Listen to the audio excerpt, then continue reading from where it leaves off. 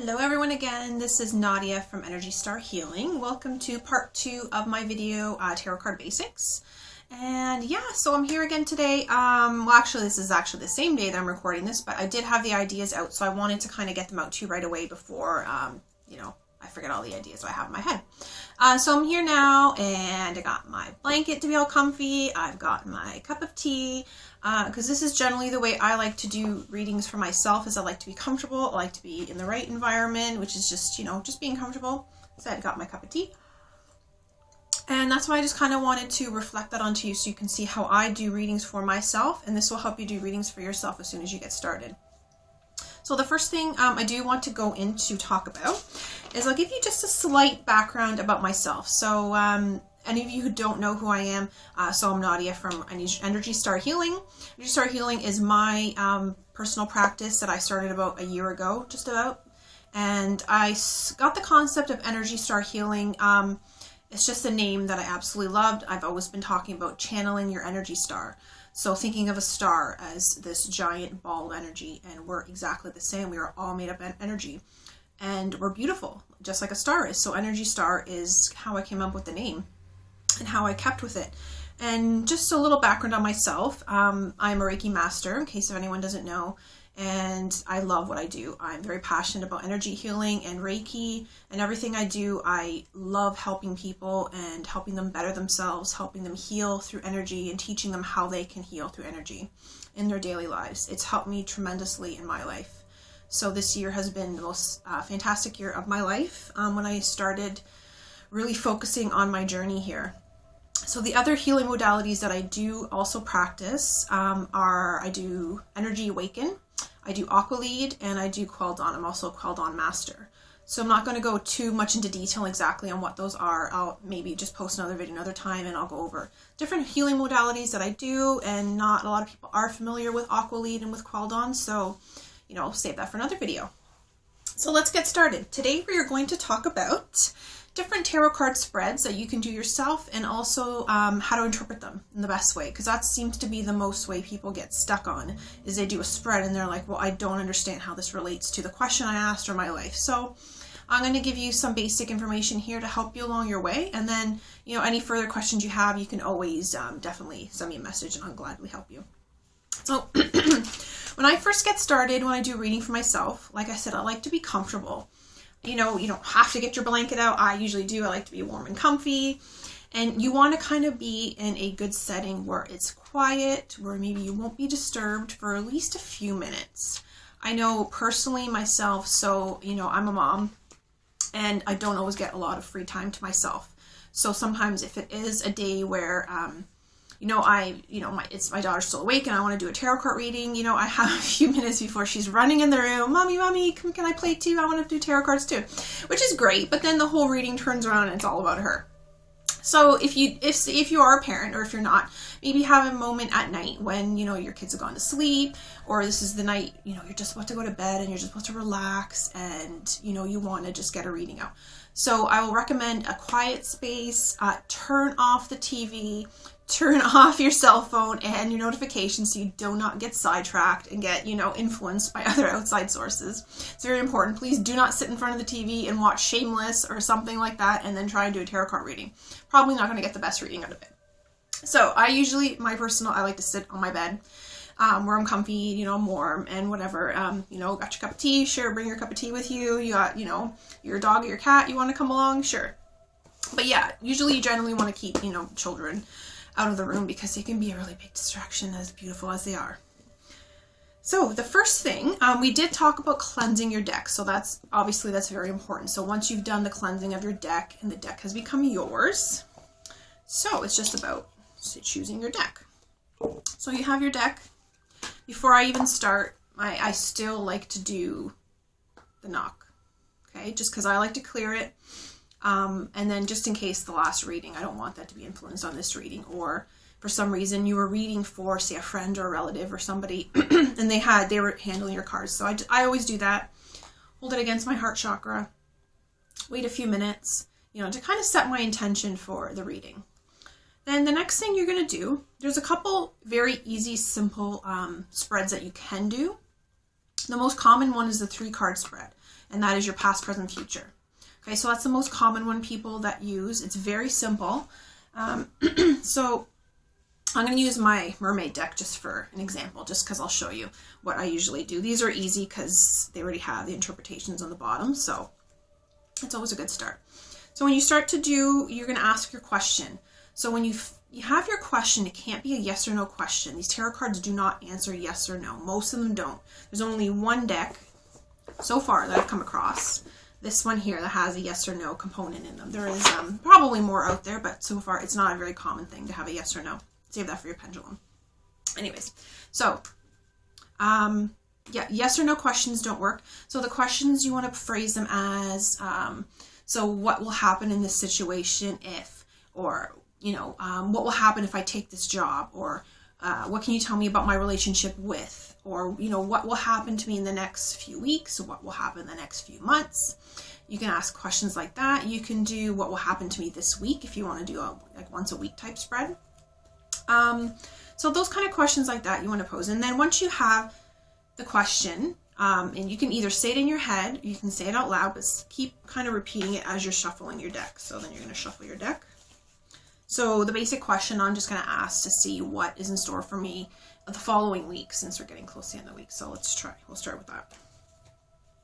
So you shuffle your deck, shuffle it as many times as you are comfortable with until you feel that it's good and shuffled. So you shuffle, and then if for some reason a card falls out of the deck or it starts to kind of slide out and stick out, that is an answer for you. You take that card out and you set it aside, because that is a definite answer to your question, and the universe is telling you you need to see this card. So this is one way. In a minute I'll show you another way you can choose your cards. You can also cut the deck, so you don't have to cut the deck. I always do. So you usually set them down, you cut it wherever you'd like, turn it over, and then you're going to lay your cards out. I lay mine from left to right generally, so I do past, present, and future. Okay? So when you're interpreting your deck, obviously most decks come with the book already with all the meanings in it. What I like to try and tell people to do first is look at the card first and see how it relates to your question before even touching the book. See how it relates. Make your own interpretation, because generally what you're thinking in your head and the intuition is going to be the answer, because we generally know the answer already. We just need someone to tell us. So for past, oh, surprisingly, this card has a yes on it. So maybe I was wrong. This does have a yes or no in it, which I wasn't sure about. So my past card was a yes, and the meaning on the bottom says your intuition is correct, take action accordingly. So I don't know exactly the interpretation for this card yet, because it's just an example I'm using for you guys. So that would be past. Now present, be tranquility. So it's telling me make time to relax, be still, and enjoy your solitude, indulging in much needed self-care. So this absolutely, definitely, if you're doing a spread for yourself, and so this card would be my present right now. It's telling me to take time for myself, which I already know and I'm working on right now with my self-care. And it's funny that it shows a mermaid in a bathtub, because that is absolutely my favorite time to have some self-care, is to actually sit in a bath undisturbed for at least, however long before my daughter knocks on the door. So, perfect card.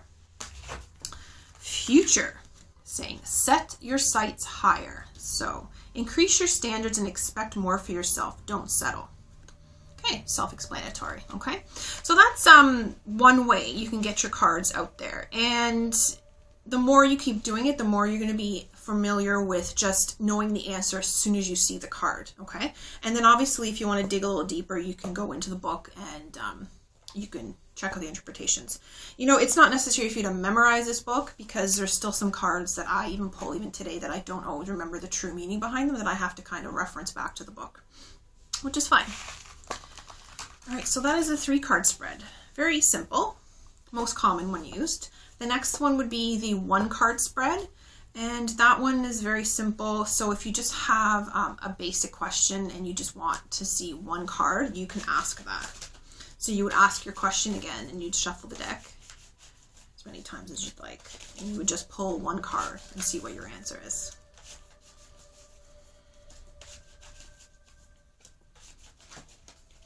Same thing too. So cut the deck if you prefer. If not, it's your preference. Okay, so you'd pull out one card. This one says stay optimistic. All right, so you'd pull out one card, determine your interpretation from there. And a lot of it is just trusting your instinct and intuition.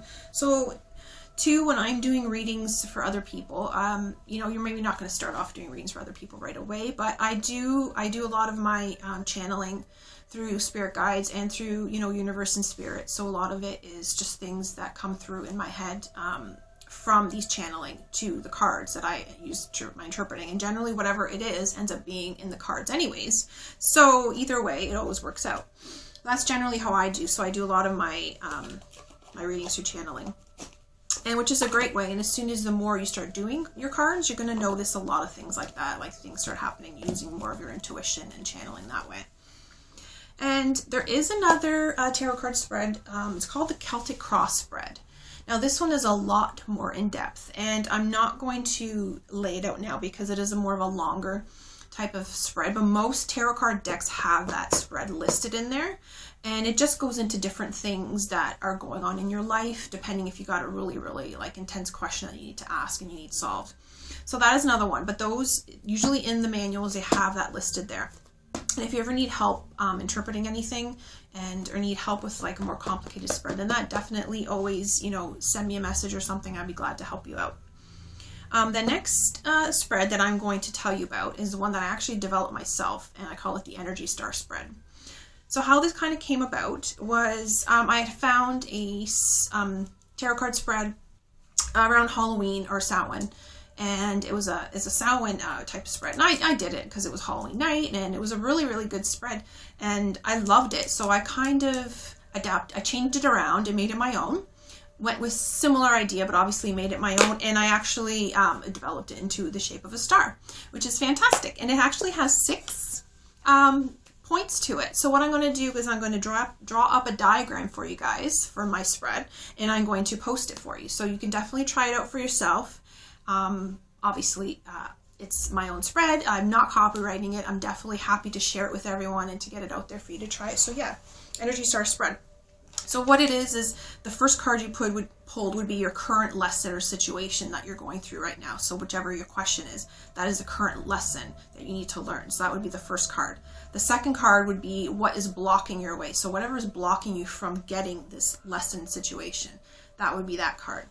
The next one would be your challenge. So what challenges you're going to be facing with the situation. And then the fourth would be what your next 3 months are going to look like. Okay, so that would be the next 3 months. This is what to look forward to.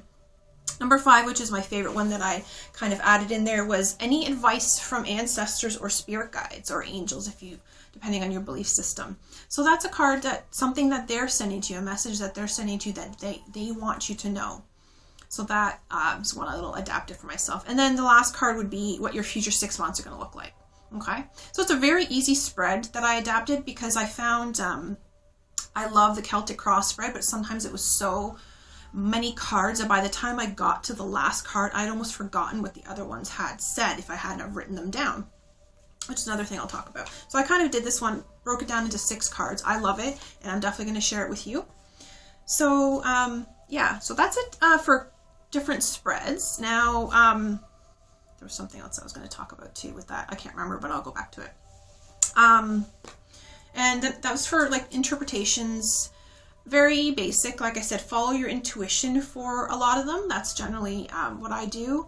And another very important thing is to write down what your messages are on the card, because you might do this spread, say at the beginning of the week. Well, come Friday, you're going to forget, oh, well, I forgot what my tarot cards had said, you know. So what I do too is I always tell people journaling is very important.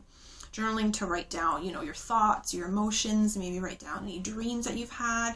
So I started writing down my tarot cards on there. So I would write down the date, which cards I had. I mean, if you have more than one deck, which deck you used. And then that way, maybe in a week or 2, I can go back and be like, oh yeah, that was the message that they were trying to let me know.